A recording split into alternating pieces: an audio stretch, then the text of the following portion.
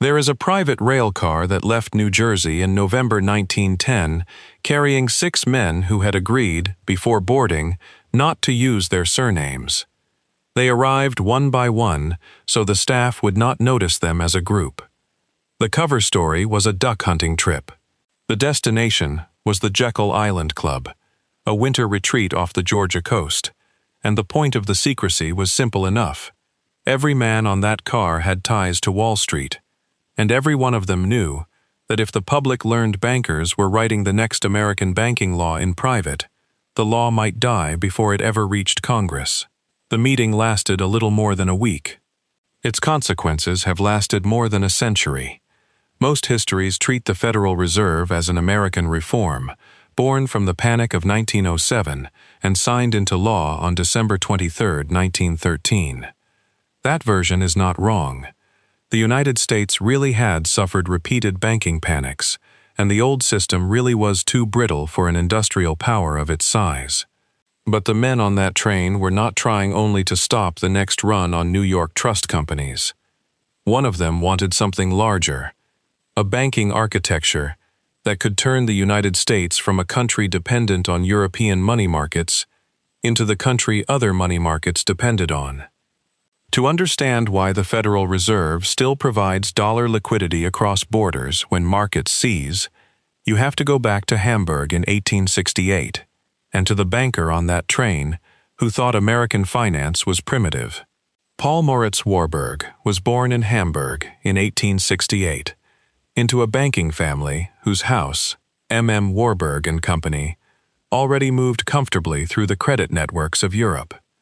He grew up in a world where bankers did not think of Berlin, London, Paris, Amsterdam, and Hamburg as sealed national compartments. They thought in bills, maturities, correspondence, and balances moving across borders. After finishing school in 1886, he worked in exporting, then at shipping and banking firms in London and Paris, and returned to Hamburg in 1895 as a partner in the family bank. That matters because Warburg did not arrive in the United States as a provincial reformer. He arrived with a working knowledge of institutions the United States did not have: central banks, discount markets, foreign branches, and a class of trade paper that could move across borders without waiting for some private titan in New York to decide the system deserved to survive the week. When Warburg moved to New York in 1902, he entered a country that was already rich, already industrial, and still financially improvised. The United States had no central bank. Reserves were scattered through thousands of banks and then pyramided up toward New York. National banknotes were tied in large part to holdings of government bonds, which meant the currency supply was rigid precisely when trade and agriculture demanded flexibility. Farmers needed cash at harvest. Merchants needed credit when inventories turned. Bankers needed a lender of last resort when fear arrived. The country had none. For Warburg, who had seen how European central institutions rediscounted short-term paper and stabilized funding when strain appeared, the American system did not look democratic. It looked unfinished. The weakness was easy to miss in calm years, because the system could function tolerably so long as confidence remained local and crop movements stayed within familiar seasonal patterns.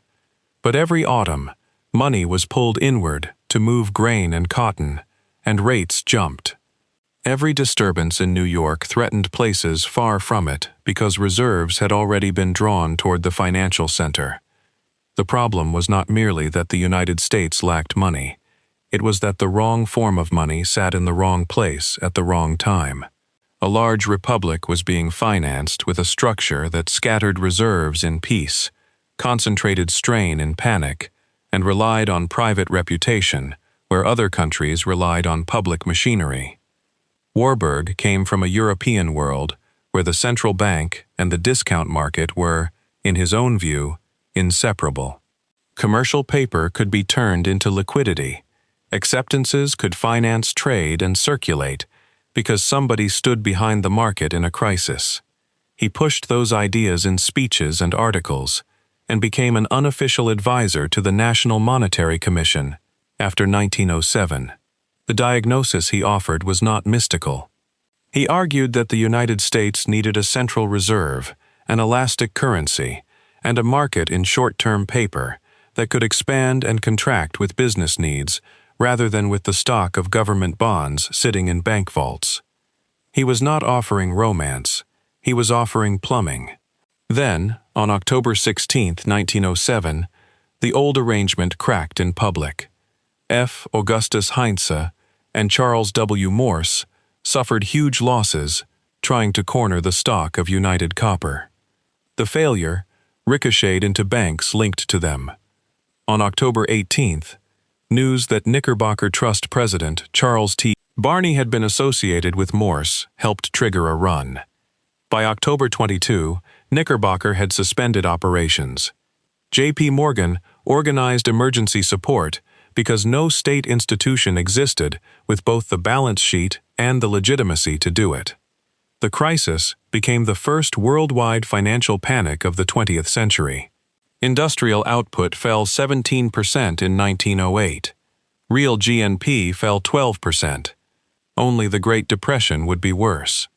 Congress answered with the Aldrich-Vreeland Act on May 30, 1908. The law allowed emergency currency and created the National Monetary Commission under Senator Nelson Aldrich to study reform. Over the next 3 years, the commission traveled through Europe and examined institutions that already did what the United States could not: centralize reserves, rediscount paper, issue currency elastically, and coordinate the money market when strain turned into panic. It was a study mission, but it was also an education in hierarchy. The men on it could see, city by city, that the great powers already possessed monetary organs capable of moving quickly when private credit froze. The accepted account says this was a practical response to an obvious failure, and it was. But it leaves out the second fact. The reformers studying Europe were not just looking for domestic stability. They were looking for a way to move American finance onto the same international plane as London, Berlin, and Paris. And Warburg understood that better than anyone in the room. In November 1910, the party assembled for the most famous private working session in American financial history. Aldrich organized it. Abram Piatt Andrew came from the Treasury. Henry Davison came from the Morgan sphere. Frank Vanderlip represented National City Bank. Arthur Shelton served as Aldrich's secretary. Warburg supplied the technical architecture. To reduce the chance that porters or staff would identify them, the men boarded separately, used only first names, and kept to the fiction that they were hunting ducks. The secrecy was not theatrical. Aldrich understood that a banking plan openly associated with Wall Street could be politically fatal in a country where hostility to concentrated financial power ran deep, and with good reason. Warburg did not go to Jekyll Island simply to prevent another run on a trust company. He wanted to build an American discount market and an American acceptance market, underwritten by a central reserve structure strong enough to make New York competitive with London. That is the motive usually cut out of the schoolbook version. Warburg and the men around him understood that the United States had become a world power in output without becoming one in banking technique. American trade still depended heavily on foreign financial machinery. A central bank, in this telling, was not only a domestic safety device. It was an instrument for national elevation. The panic of 1907 opened the political door. Warburg intended to walk much farther through it than most of the public realized. The first part of his design was the discount market. A merchant bank extends a short-term loan against goods moving through commerce. That paper is then sold, or rediscounted, to a stronger institution in exchange for immediate cash. If the central institution will rediscount eligible paper in a crisis, liquidity can be created against current business activity instead of waiting for gold shipments or a rescue by private syndicate. Warburg believed this mattered because it changed the character of panic. Fear no longer had to force a solvent bank into suspension simply because depositors and correspondents wanted cash at the same hour. The paper could move. The reserves could move. The system could breathe. That was the theory, and much of the Federal Reserve Act was written to make it possible. The second part was what Warburg called an elastic currency. Under the old national banking system, notes were tied too rigidly to government bond holdings, which meant the supply of currency did not adjust cleanly to the short-term needs of commerce and agriculture. Warburg thought that arrangement was backward. Currency, in his view, should expand when legitimate commercial demand rose and contract when that demand was met. The intellectual scaffolding behind this was the real bills doctrine, which held that short-term self-liquidating paper connected to actual trade was the proper basis for note issue. The doctrine would later face heavy criticism, and rightly so, but in the years before 1913, it offered reformers a language for promising flexibility without openly inviting arbitrary expansion of credit. The third part was pooled reserves. Warburg argued for a central reserve, or central bank, that would hold the reserve funds of member banks so that collective resources could be mobilized when one bank or one district came under strain. This mattered because pre-Fed reserves were not merely decentralized. They were immobilized until too late. Money sat in thousands of institutions and then surged into New York, where the scramble for liquidity became most violent.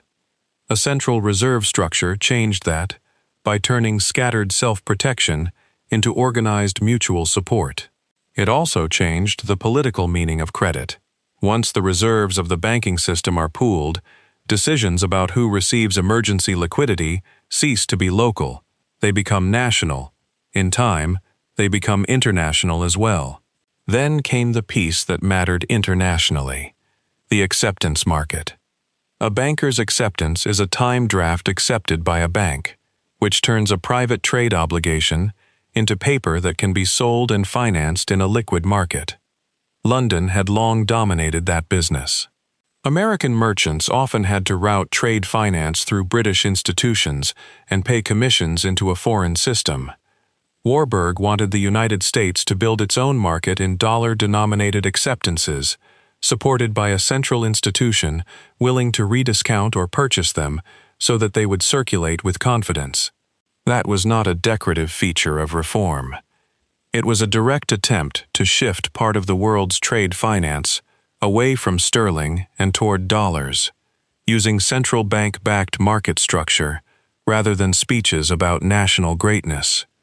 By the time the men left Jekyll Island, they had drafted the broad lines of a Reserve Association of America, one central institution with 15 branches across the country, holding member reserves, issuing currency, discounting commercial paper, and clearing checks. In technical terms, much of what later entered the Federal Reserve Act was already there. The lasting public myth is that the Federal Reserve appeared fully formed out of a later congressional debate. The record shows something less innocent and more ordinary. The engineering work had largely been done in private by bankers, a senator, and a Treasury official before the public argument reached its loudest stage. When people say the system was created by law, they are correct. But the first blueprints were drawn outside public view. On paper, the Aldrich Plan failed. It was attacked for giving too much power to bankers and too little to government.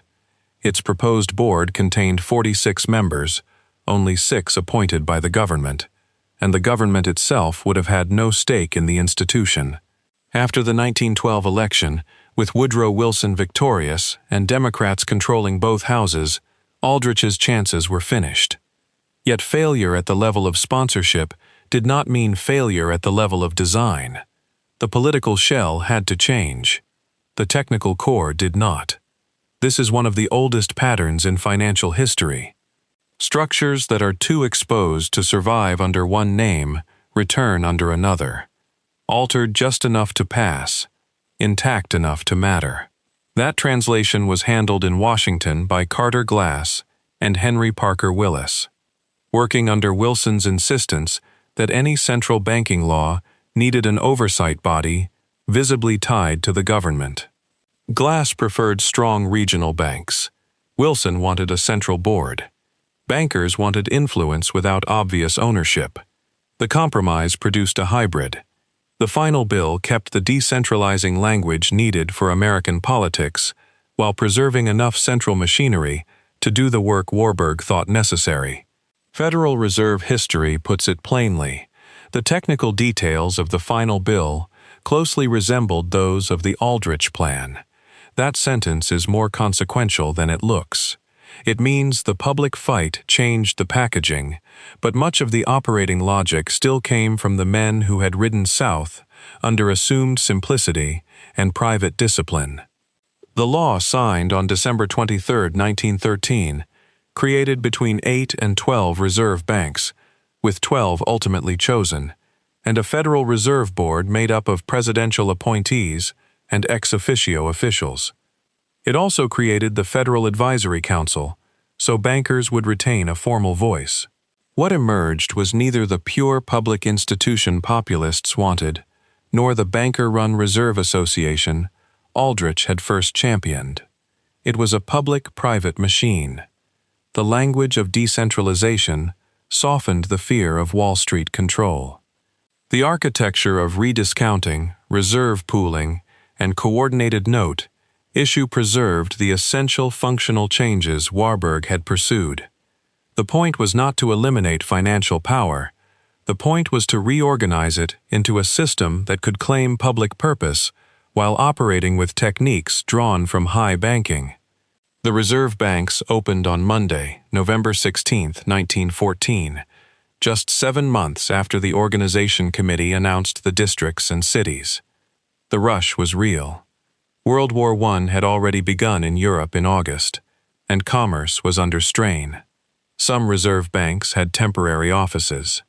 Treasury Secretary William McAdoo told them to buy a few chairs and pine-top tables, hire clerks and stenographers, paint Federal Reserve Bank on the door, and open. Minneapolis began with as few as 8 employees. New York opened with 85. Paul Warburg, appointed by Wilson, took his place on the first Federal Reserve Board on August 10, 1914. 2 years later, he became vice governor. The engineer was now inside the structure he had spent years trying to build. That arrangement altered more than panic management. The Federal Reserve Act allowed national banks to issue bankers' acceptances and open foreign branches. It also authorized reserve banks to purchase acceptances in the open market, which meant the new system could provide a liquid backstop for a market the United States had previously lacked. This is the hinge on which the story turns from American reform to global consequence. A central bank was not only going to rescue domestic banks from seasonal strain, it was going to help make the dollar usable in international trade finance at scale. Warburg and other internationalists around Benjamin Strong wanted the United States to act like a world financial power because, in production and diplomacy, it had already become one. The banking technique had to catch up. The effect was rapid. Federal Reserve history notes that by the second half of the 1920s, more than half of American imports and exports were financed by dollar-denominated acceptances, and a large share of the international trade of other countries was financed that way as well. By the mid-1920s, the dollar had become the world's leading reserve currency. In other words, a mechanism first defended as a cure for domestic panic was now helping determine which currency sat at the center of world trade settlement and reserve accumulation. That did not happen because merchants around the world spontaneously developed patriotic feelings toward the United States. It happened because a market had been built, a backstop had been supplied, and confidence had been engineered. Warburg did not create American industrial power. He did help create the monetary and institutional channels through which that power could be financed, moved abroad, and then depended upon by others. That is a different order of achievement. And this is where the usual schoolbook version runs out. The familiar narrative says the Federal Reserve was created to prevent panics. True.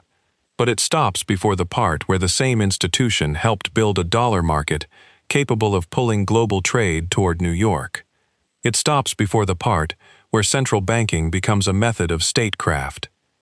And it stops before the part where decisions first drafted for American reform start reshaping the options available to banks, merchants, and governments far beyond the United States. Warburg saw that horizon early. He belonged to an influential group that thought a central bank was integral to America's larger international role. The system was national in law. In intent, and soon in consequence, it was larger than that. World War I tested the newborn system almost immediately. The war began in Europe before the reserve banks had even opened. At first, it triggered financial panic and a gold outflow from the United States. Then American exports rose. Gold poured into American banks, and the new Federal Reserve lacked the maturity and tools to offset the surge. Money supply rose. Inflation followed. This part matters because it shows how quickly central banking ceased to be an abstract reform and became an operating lever inside world events. A structure built to manage liquidity at home was already being bent by international conflict within months of opening its doors. The architects had built an instrument for stability. The world handed them a machine for scale. Once the United States entered the war in 1917, the Federal Reserve became central to financing it. Reserve Bank governors chaired committees selling Liberty bonds. The banks encouraged member banks to buy Treasury securities by offering preferential discount rates on loans secured by government bonds and notes. Here the line between monetary reform and state mobilization became unmistakable. A central bank with pooled reserves and note-issuing capacity could support the fiscal demands of a modern war in a way the old patchwork system could not. None of this means Warburg built the Fed in order to fight a European war. The record does not support that claim. It does mean that once the architecture existed, the state discovered very quickly what it could do with it. Cooperation moved outward almost immediately as well. A later history of central bank cooperation notes that on May 3, 1917, the Federal Reserve signed its first reciprocal account agreement with the Bank of England. Benjamin Strong at the New York Fed pushed hard for the development of acceptance finance and for a more outward-looking role in international markets. The discount market, the acceptance market, and central bank cooperation were not separate stories. Warburg himself had insisted that the central bank system and the discount system could not be separated because they were absolutely interdependent. That sentence reads today like a technical observation. It was also a map. Build a central bank that can support the market in trade paper, and you do not just stabilize domestic finance. You begin to reorder who intermediates world commerce. None of this looked sinister to its architects. That is worth being fair about, because the record is stronger when it is not theatrical. Warburg had diagnosed real weaknesses in the pre-1913 system. The panic of 1907 had exposed them brutally. A lender of last resort was not an invention of paranoia. It was a response to repeated failure. But solutions in banking do not stay where their inventors first placed them. A central reserve meant that private institutions now operated above a shared emergency floor. A liquid acceptance market meant the state was helping create the conditions under which private trade paper could circulate more widely. The gain in efficiency was real. So was the gain in concentrated power. One did not cancel the other. But the arrangement carried an assumption that would trouble the 20th century again and again. It assumed that the paper being supported was short-term, commercial, and disciplined by real economic turnover. It assumed that the boundary between productive finance and speculation could be maintained by rule, judgment, and institutional culture. It assumed, too, that people operating inside the machinery would recognize the moment when credit had moved from trade into froth. Those assumptions did not hold cleanly, even in Warburg's lifetime. Once a central institution exists, markets learn around its language. Eligibility rules become pressure points. Backstops change behavior. The very confidence a lender of last resort creates can invite the kind of leverage that later justifies another rescue. The plumbing solves one problem and breeds the next. Warburg saw some of that danger early. Federal Reserve history records that in March 1929, he warned that wild stock speculation and improper bank lending practices would have disastrous results if left unchecked. On October 29, 1929, the market crashed. That warning matters less because it excuses him than because it clarifies the limits of architecture. The man who helped create the machinery could still watch credit move in destructive directions once politics, incentives, and euphoria took hold. Design matters. It does not abolish appetite. And once central banking has become a central fact of national life, its failures are no longer local stories. They are stories about the entire credit structure of the country, sometimes of the world, wobbling on a single set of judgments. It would be lazy to lay the Great Depression at one man's feet. The record is too tangled for that, and honest history has to say so aloud. The Federal Reserve of the early 1930s was a young, divided institution, working under doctrines that constrained it, and personalities that did not agree. Yet the Depression still reveals something important about Warburg's achievement. Once the central bank existed, it became impossible to treat monetary breakdown as a merely private embarrassment. The failures of judgment inside the system, or the failure to use the system aggressively enough, now had national and international consequences because the system itself had become central. Before 1913, America lacked organized monetary power. After 1913, it possessed that power and had to live with the scale of its mistakes. What changed forever was not simply that America had a central bank. Other countries already had those. What changed was that the United States now had the institutional means to turn domestic credit management into international financial influence. A rediscounting system could support commerce. An acceptance market could denominate trade in dollars. Foreign branches could carry that reach abroad. Reciprocal accounts, and later swap arrangements, could extend it under stress. The old world in which American banks depended on European market structure for international trade finance began to reverse. Over time, others would need access to dollar funding because the channels of trade and balance sheet management had been built to run through dollars. That is how a reform becomes an empire of technique. Before the Fed, a panic could begin in New York and wreak a harvest in Kansas. After the Fed, monetary choices made in Washington and New York could help shape credit conditions across continents. That widened both the protective promise and the range of the damage. When a system is decentralized and fragile, it fails often and in fragments. When it is centralized and authoritative, it can fail less often but on a larger scale. People tend to notice the first half of that sentence and neglect the second. Warburg's design reduced dependence on one private banker like J.P. Morgan. It also helped build dependence on one national monetary architecture whose signals, rates, and emergency facilities grew more consequential with every decade. That concentration produced gains, but it altered the human geography of failure. A merchant once worried about his local banker, the freight rate, and the harvest. His grandson had to worry about the discount rate, the bond market, and the availability of dollars in places he would never see. A government could now finance war more efficiently.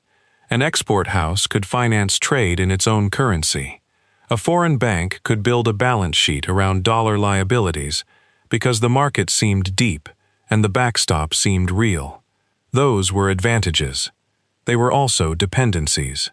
The modern citizen inherits them in quieter forms: mortgage costs, pension valuations, business credit, imported fuel prices, and tax capacity are all touched by the condition of a monetary structure drafted when 6 men on a train still thought secrecy itself might save the bill. And what happened to the men who built it is the part most accounts handle too politely. The trip to Jekyll Island did not end their careers. It advanced them.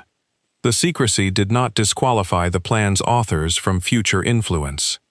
It protected the plan until politics could catch up to its design. The public was told, with reason, that the nation needed stability. It was told, also with reason, that Wall Street should not be handed an undisguised monopoly over the country's reserves. Both concerns were real. But the men who had done the most important technical drafting in private were not pushed to the margins once the law passed. They were woven into the institutions around it. Their assumptions turned into procedure. Their market preferences turned into national habit. Warburg resigned from the Federal Reserve Board on August 9, 1918. That was not disgrace. It was passage into the next layer of influence. He later served on the Federal Advisory Council from 1921 to 1926, founded the American Acceptance Council in 1919, and in 1921 organized the International Acceptance Bank to promote financing for post-war reconstruction in Europe. He remained a prolific writer on monetary affairs and, at his death in 1932, chaired the Manhattan Company, while serving as a director or senior figure in several other institutions. The man who had helped write the country's central banking architecture did not vanish into reproach. He remained near the command posts of the financial world his ideas had helped enlarge. Nelson Aldrich lost the explicit political fight over the National Reserve Association. Yet the technical structure he had carried out of Jekyll Island survived inside the later law. Frank Vanderlip went on writing and speaking as one of the country's best-known bankers. Henry Davison remained a central figure in the Morgan orbit. Benjamin Strong, though not on the island itself, became the first head of the Federal Reserve Bank of New York and one of the most powerful central bankers of the 1920s. The point is not that these men escaped prosecution for some codified offense. The point is sharper than that.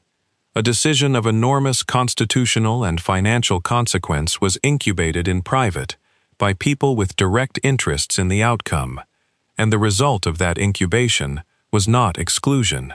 It was authority, the same pattern held around the institution itself. The Federal Reserve did not remain a modest regional compromise forever. The Banking Act of 1935 increased the authority of the board in Washington over the reserve banks. Power drifted toward the center because crises rewarded coherence and political systems reward the officials who can act in emergencies. The rhetoric of decentralization remained useful. The operating reality kept centralizing. Nobody dismantled the machinery. Nobody sent it back to the counties and crop towns from which banking strain used to rise. The architecture stayed. It became ordinary. And once a financial arrangement becomes ordinary, its origins stop feeling political, even though its consequences remain so every single day. You can see the afterlife of Warburg's design most clearly when the modern dollar system comes under pressure.